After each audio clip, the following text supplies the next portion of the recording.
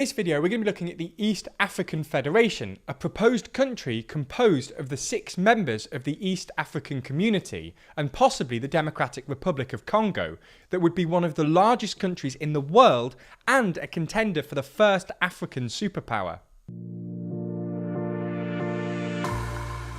Anyway, let's get straight into it.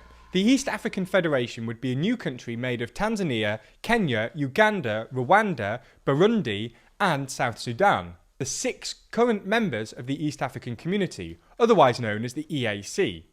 Although it would be pretty poor to begin with, the EAF would have the potential to be Africa's first superpower in the relatively near future.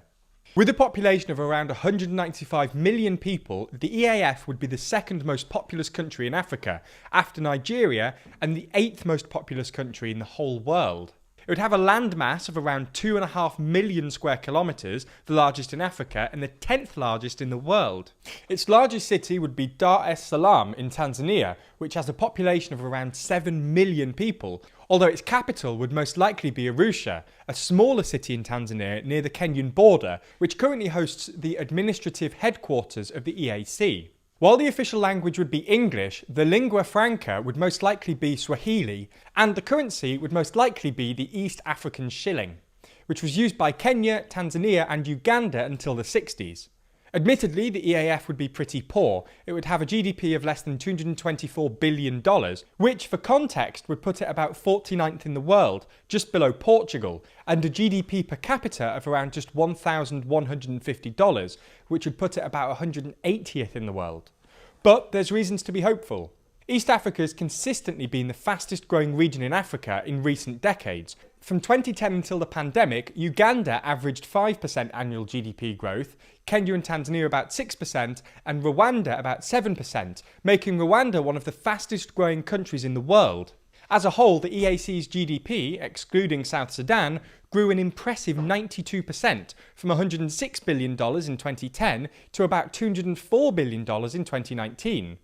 For context, that would amount to an impressive average compound growth rate of 7.5%. If the EAC continued on this path of rapid growth, or even experienced increased growth thanks to the new economies of scale, then it could rapidly become a relatively wealthy country, and it's not impossible to imagine it being Africa's next superpower.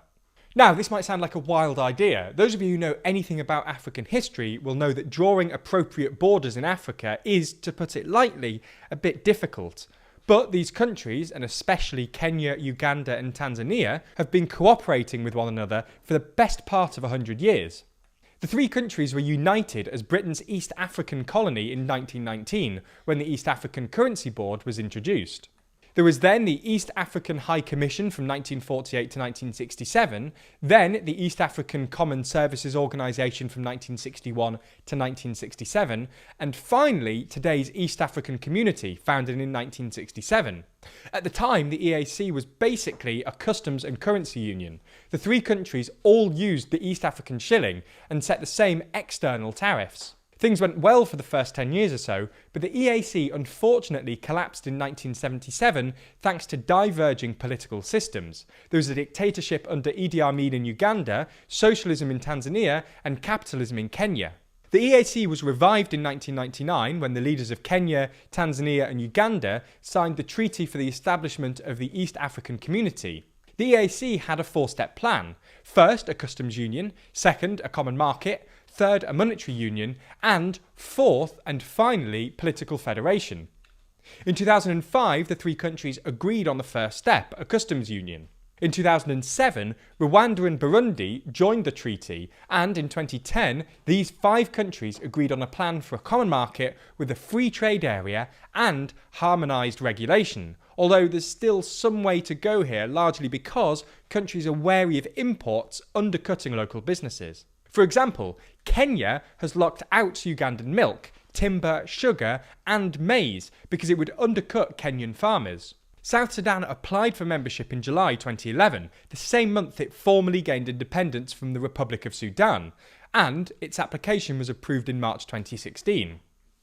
The Republic of Sudan also applied to join in 2011, but its application was rejected thanks to its poor relations with both South Sudan and Uganda. Anyway, when it comes to the monetary union, which would essentially involve these 6 countries all using the same currency, there's been some progress, but there's still a way to go yet. In 2013, every country in the EAC, apart from South Sudan, agreed to progressively converge their currencies by harmonising monetary and fiscal policies, and Kenya, Uganda, Tanzania and Rwanda now present their budgets simultaneously every June. Unfortunately, a currency union still looks difficult, given that A, each country still has its own unique currency, and B, each currency has experienced wildly different exchange rate fluctuations, which means convergence will be difficult. Anyway, on to the last bit, a political federation. While this was originally supposed to be the last thing on the list, it's been fast-tracked so that it can be implemented alongside the monetary union.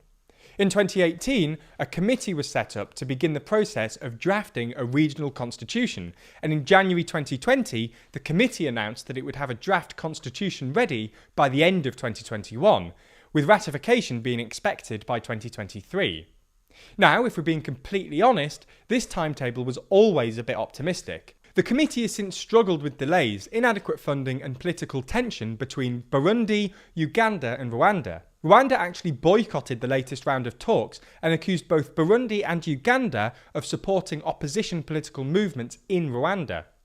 The most recent attempt to revive talks in October didn't get off the ground, and the 2023 deadline looks increasingly impossible.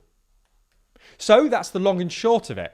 An East African Federation is still on the cards, but it probably won't happen by 2023.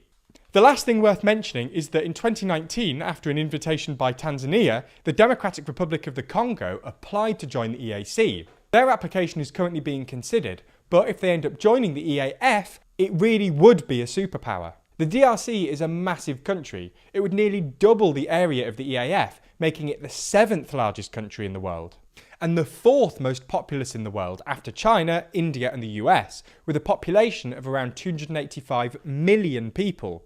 While the DRC is a remarkably poor country, it has a GDP per capita of just $500, one of the lowest in the world. It's chock-a-block full of natural resources and would provide the EAF with a port on the west coast of Africa.